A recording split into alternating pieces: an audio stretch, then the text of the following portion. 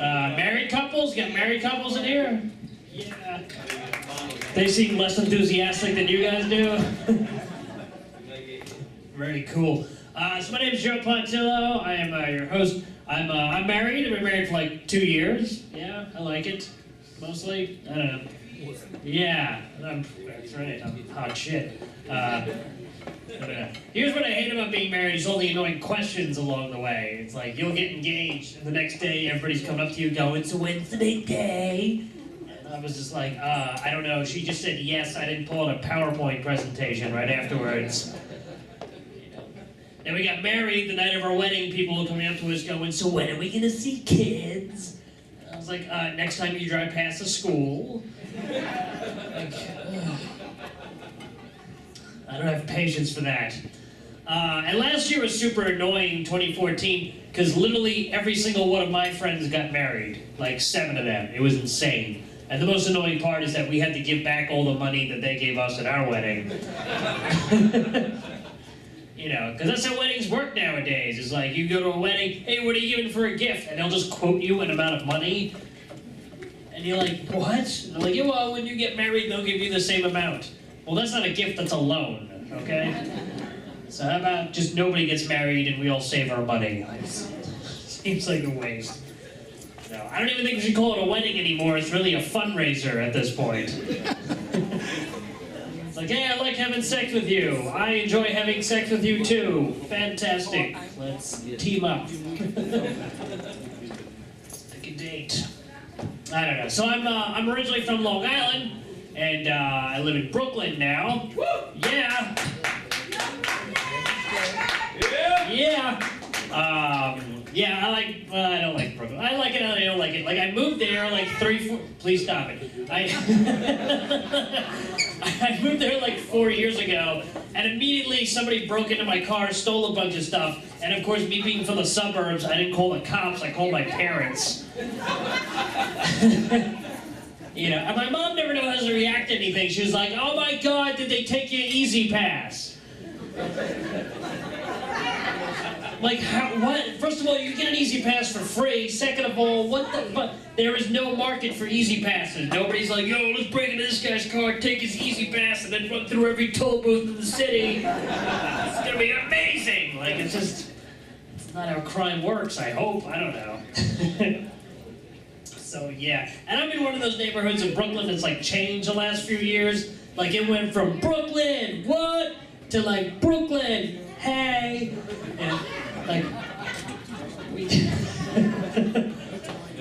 not that there's any, yeah, thank you. Right next to it. Right next to it. So yeah, Dumbo's like a fake neighborhood. I'm not gonna believe it. It's like an acronym. Is that what that's called? Where like each letter means something. It's like, you know, down under Manhattan Bridge. Oh my God, I don't know what that is. Some shit like that. But I don't know. I always get like drug dealers in my neighborhood. I'll be walking to my apartment. Some guy will just walk past me, and this is what they do. They'll just like make eye contact with you and go, cocaine, and then run away. And I'm sitting there going, well, what if I wanted some? Like, this guy's like 3 blocks away by the time I realize what's going on. Like, do I chase him down? Do I wait? And you say cocaine, like that's the one drug, like you should be like, cocaine? Yes, no, like just throw it in your face and money falls out of your ass. I don't know. That's not good.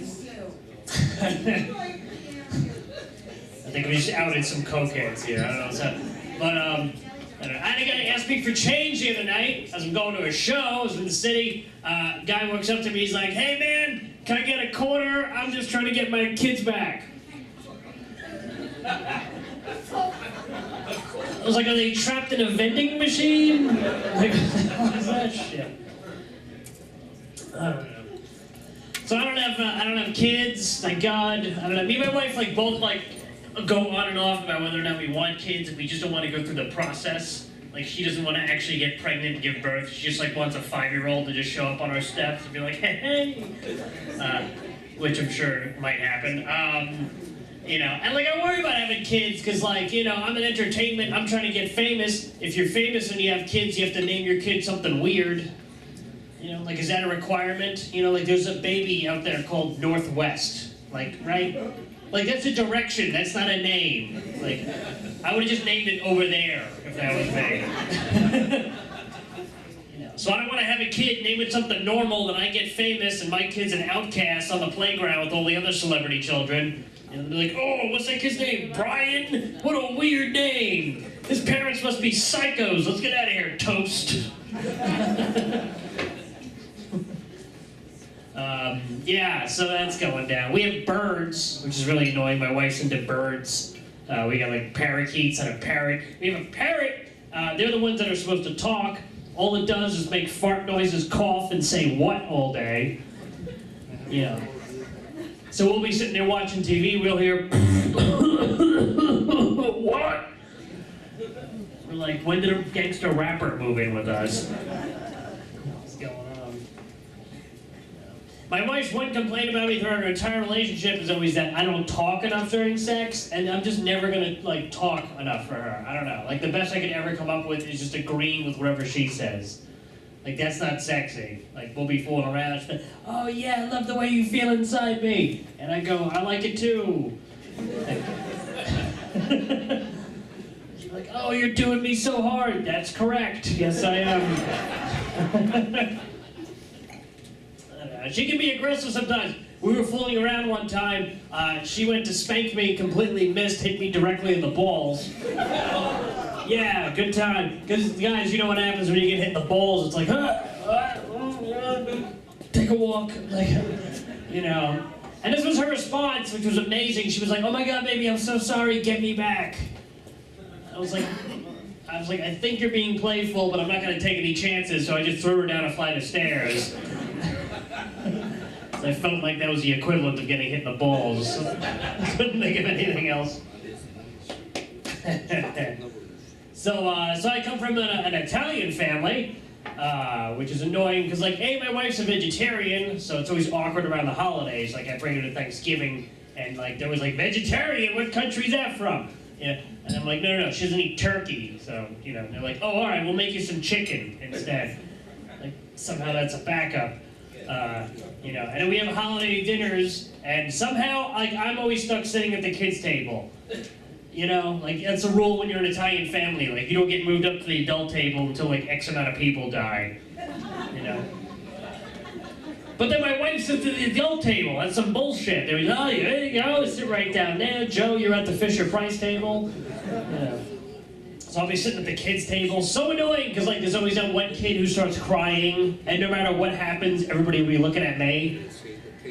And I'm like, yeah, you know what happened here? There's I'm a grown-ass man. I got a 7-year-old boy putting boogers on my shirt. I punched him in the fucking face. Like,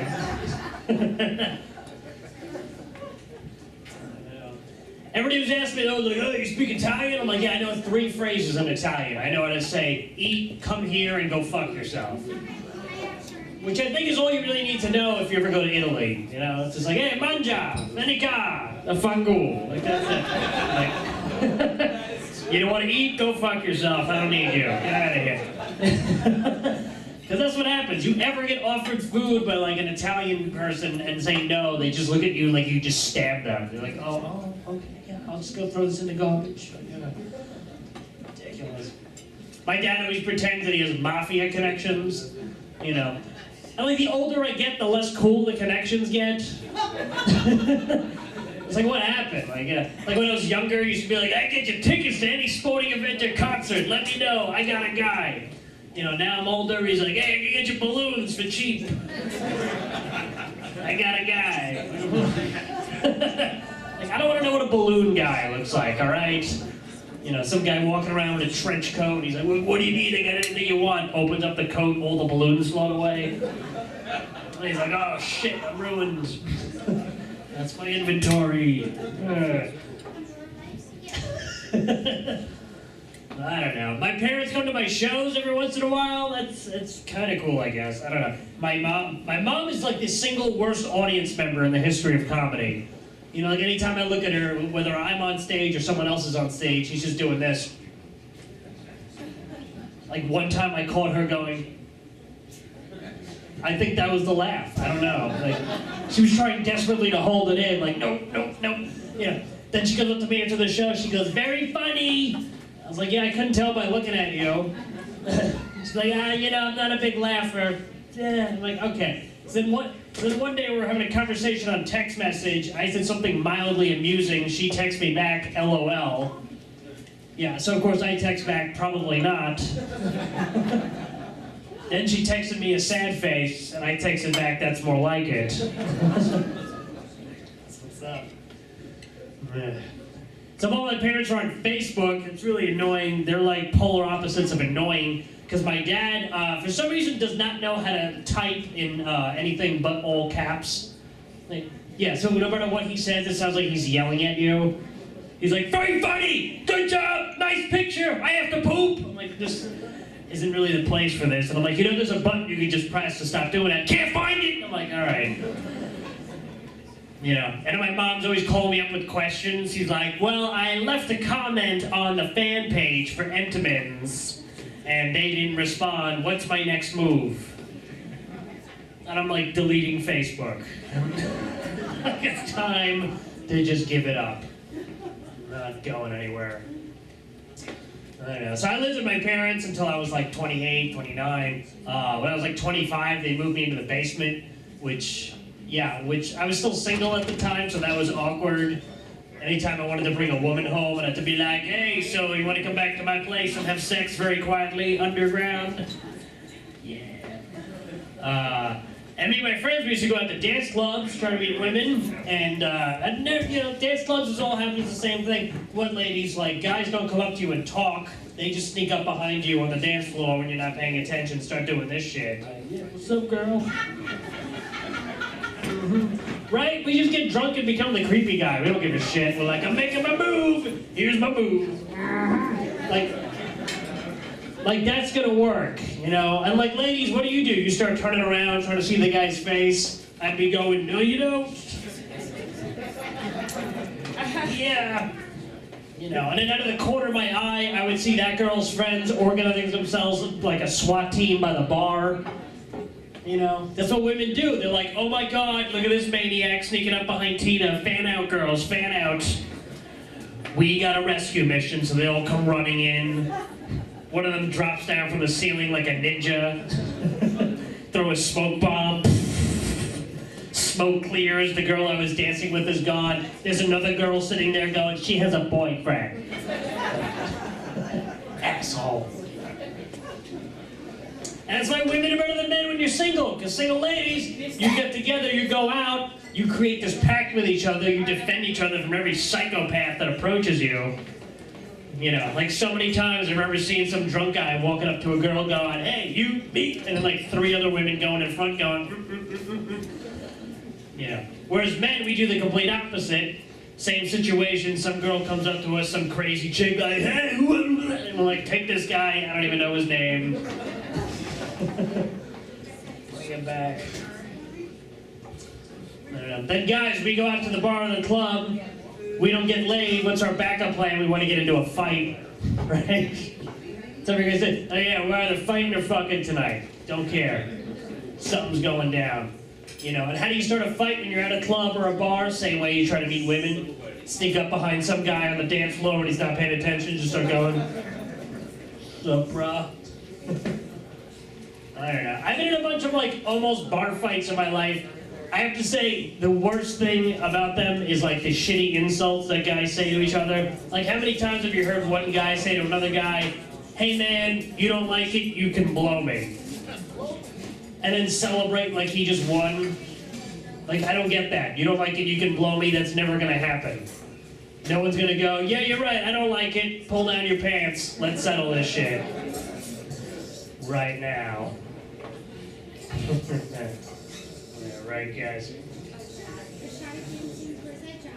Jesus, you guys all got dinner. Assholes. Got like a 9-course meal there, I like that. So yeah, so I drove out here. It's always fun. Snow's upon us. It snows a lot. It's like fucking a blizzard outside now. I'm a little terrified of that. I really don't like anytime I tune into the news for the weather. because no matter what, I feel the urge to go outside and punch somebody in the face. Right? I don't know what it is.